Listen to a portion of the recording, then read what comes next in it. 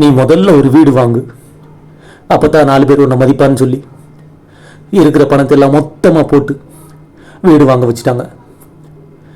அடுத்த 20 வருஷத்துக்கு நான் சம்பாதிக்கிறது மொத்தமும் இஎம்ஐ கட்டுறதுக்கே போயிடும். நமக்குன்னு ஏதாவது செலவு பண்ணணும்னா கூட யோசிச்சு யோசிச்சு பண்ண வேண்டியதாக இருக்கு. 2 மாசமா இஎம்ஐ வேற கட்டல. யாருக்கோ இஎம்ஐ கட்டுறதுக்காக நான் கஷ்டப்பட்டு வேலை செய்யற மாதிரி இருக்கு.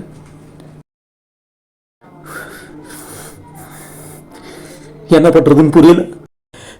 ஒருவேளை இதுதான் நம்ம லைஃப்னு எடுத்துக்கிட்டு அதுக்காக அடாப்ட் பண்ணி ஏதோ கிடைக்கிற வேலையை பார்த்துக்கிட்டு மாசம் மாசம் இஎம்ஐ கட்டி இருக்கிற வாழ்க்கையை கடைசி வரைக்கும் வாழ்ந்து முடிச்சிடறதா, இல்லை என்ன நடந்தாலும் பரவாயில்ல நான் நினைச்ச வாழ்க்கையை தான் வாழ்வேன்னு சொல்லிட்டு வாழ்றதா?